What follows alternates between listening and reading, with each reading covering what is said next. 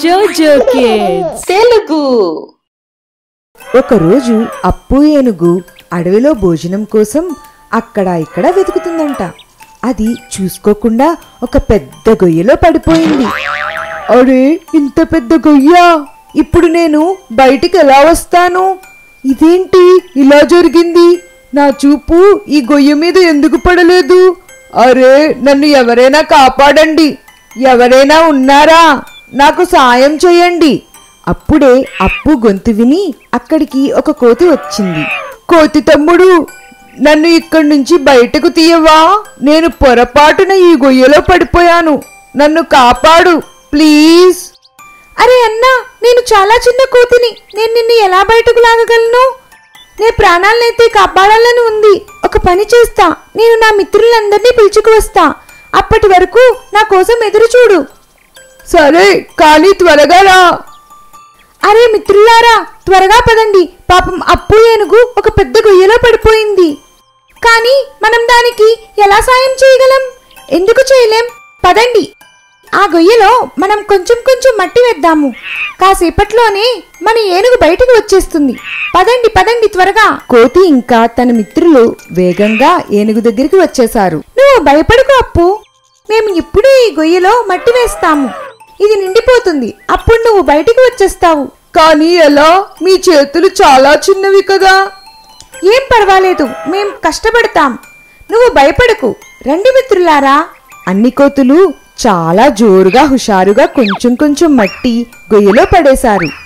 ఈ పనికి చాలా ఆలస్యమైంది, కానీ వాళ్ళు ధైర్యం కోల్పోలేదు. కొంచెం కొంచెంగా మట్టి నిండిపోయి అప్పు బయటికి వచ్చేశాడు. మీ అందరికీ నా కృతజ్ఞతలు. మీ అందరూ నా ప్రాణాలను కాపాడారు. మీ చేతులు కూడా నొప్పి పెడుతూ ఉంటాయి. మీరు నా నిజమైన మిత్రులు. మీకు నా వందనాలు. అరే, ఏమీ పర్వాలేదు అప్పు అన్నా. ఈ రోజు నుంచి నువ్వు మా స్నేహితుడువు. మమ్మల్ని నీ వీపుపై ఎక్కించుకొని ఒక్కసారి తిప్పవా? సరే సరే, అలాగే. పదండి పదండి. మరి అలా కోతి ఇంకా అప్పు అడవిలో షికారుకి బయలుదేరారు. అతను చాలా దయగలవాడు. ఊరికి దగ్గరలోని ఒక పెద్ద అడవి ఉండేది. అక్కడ చాలా అడవి జంతువులు నివసించేవి. ఈ జంతువులను పట్టుకోవడానికి పట్టణం నుంచి కొంతమంది వేటగాళ్ళు వేటకి వచ్చేవారు. ఒకరోజు వేటగాడు వేటాడుతుండగా సింహంకి వేటగాళ్ల యొక్క బాణం తగిలింది. కానీ వేటగాళ్ళు సింహాన్ని పట్టుకోకముందే అది పరిగెత్తి ఆ రైతు యొక్క ఇంటికి ముందుకు వచ్చి సొమ్మసిల్లి పడిపోయింది. ఎప్పుడైతే గాయంతో ఉన్న సింహాన్ని చూశాడో దానికి చికిత్స చేసి కట్టుకట్టాడు. దానితో పాటుగా భోజనం కూడా పెట్టాడు. కొన్ని రోజుల తరువాత మళ్ళీ వేటగాళ్ళు అడవికి వచ్చారు. అప్పుడు ఆ వేటగాళ్ళు ఆ సింహాన్ని పట్టుకున్నారు. మనం పట్టణానికి చేరుకోవడానికి 2 రోజులు పడుతుంది. సింహం మాంసాహారి కదా, కాబట్టి మనం దీనికి అడవి నుంచే ఏదో ఒక వేటని పట్టుకొని ఆహారంగా పెడదాం. అవును అవును, అదే చేద్దాం. అప్పుడే ఆ వేటగాళ్ల కళ్ళు అక్కడే కట్టెలు కొట్టుకుంటున్న రైతుపై పడ్డాయి. ముందు ఎవరైతే సింహాన్ని రక్షించి సాయం చేశాడో అదే రైతు ఇతను. వేటగాళ్ళు బలవంతంగా రైతుని పట్టుకుని సింహం యొక్క బోనులో పడేశారు. చూడు సింహం, ఇప్పుడు ఇతనే నీ భోజనం, ఇతన్ని తినేసాయి. సింహం చాలా కోపంగానూ మరియు ఆకలితో ఉంది. ఎప్పుడైతే అది ఆ రైతు దగ్గరికి వచ్చిందో అది ఆ రైతుని గుర్తుపెట్టి నాకడం మొదలుపెట్టింది. ఒక మానవుడు మరియు జంతువు యొక్క అద్భుతమైన స్నేహాన్ని చూసి వేటగాళ్ళు కంగు తిన్నారు. ఇంకా వాళ్ళు రైతుని సింహాన్ని వదిలిపెట్టేశారు. మంచి పనుల యొక్క ఫలం ఎప్పుడూ మంచిగానే ఉంటుంది. కోతి మరియు మొసలి. ఒక యాపిల్ చెట్టుపై తెలివైన కోతి ఒకటి నివసించేది. చెట్టు ఒక నది ఒడ్డున ఉంది. ఆ నదిలో ఒక తెలివి తక్కువ మొసలి ఉండేది. కానీ అవి రెండు చాలా మంచి మిత్రులు. కోతి రోజు మొసలికి తన చెట్టుకి ఉన్న యాపిల్ని తినిపించేది. ఎప్పుడైతే ఈ విషయం మొసలి భార్యకి తెలిసిందో అప్పుడు అది అనుకుంది, కోతి రోజు ఇంత మధురమైన పళ్ళు తింటుంది కదా, అయితే దాని గుండె ఇంకా ఎంత మధురంగా ఉంటుందో. అలా అనుకుని తాను తన మొగుడితో కోతి యొక్క గుండె కావాలని అడిగింది. మొసలి తన భార్య కోరికను కాదనలేకపోయింది. ఎందుకంటే మొసలికి తన భార్య అంటే చాలా భయం.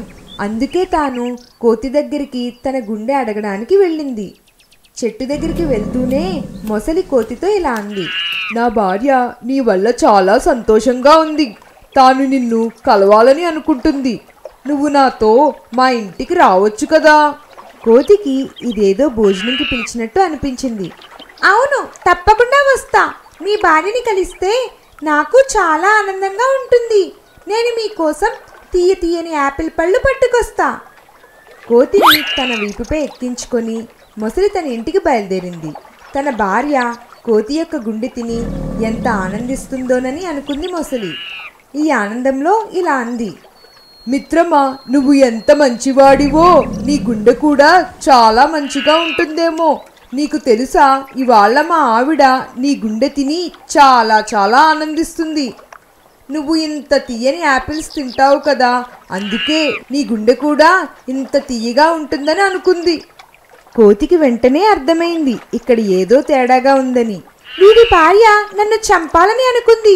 మరి ఈ పిచ్చోడేమో దాని మాటల్లో పడి నా గుండె తీసుకెళ్ళడానికి వచ్చాడు. కోతికి ఒక ఉపాయం చిక్కింది.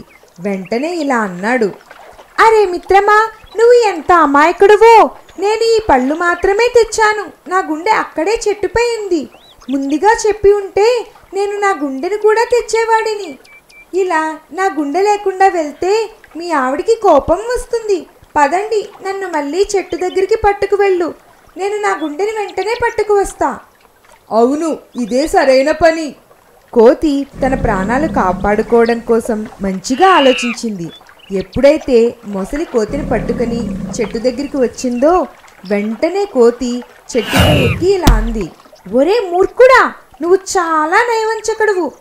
నీ భార్య కోసం నీ మిత్రుడి యొక్క గుండెని తినిపించాలని అనుకుంటావా? నువ్వు దారిలో నిజం చెప్పి మంచి పని చేశావు. ఇంకా నా ప్రాణాలను కాపాడుకోగలిగా. వెళ్ళిపో ఇక్కడి నుంచి. నీకు నీ భార్యకు నా గుండె, ఈ తీయని పళ్ళు రెండూ దొరకవు. అర్థమైందా? సరిగ్గా ఒక అడవి మధ్యలో ఒక గుహ ఉండేది. అక్కడ ఒక నక్క నివసిస్తూ ఉండేది. అది ఒకసారి భోజనం మరియు నీళ్ల కోసం బయటికి వచ్చింది. అప్పుడే ఆ అడవికి రాజైన సింహం పొద్దున్నుంచి వేటని వెతుక్కుంటూ అలసిపోయి ఆ గుహ లోపలికి వెళ్ళి విశ్రాంతి తీసుకుంటుంది. ఆ సింహం ఏమనుకుందంటే, చీకటి పడుతూనే ఏ జంతువైతే ఈ గుహలో ఉందో అది తప్పకుండా ఇక్కడికి వస్తుందని. అప్పుడు దాన్ని తిని తన ఆకలిని తీర్చుకుందామని అనుకుంది. అలా అనుకుని సింహం పడుకుంది. ఎప్పుడైతే నక్క గుహ దగ్గరికి వచ్చిందో అది గుహ యొక్క ద్వారం దగ్గర సింహం యొక్క అడుగుల పంజా గుర్తుని చూసింది. అరే, నా గుహలో సింహం రాజు కానీ లేడు కదా, ఏదో తేడాగా ఉంది. నేను లోపలికి వెళ్ళకముందే ఇది కనుక్కోవాలి, లేదంటే సింహం రాజు నన్ను భుజించేస్తాడు. నక్క చాలా తెలివైందంట. అది తన గుహ చుట్టుపక్కల చాలా జాగ్రత్తగా చూసింది.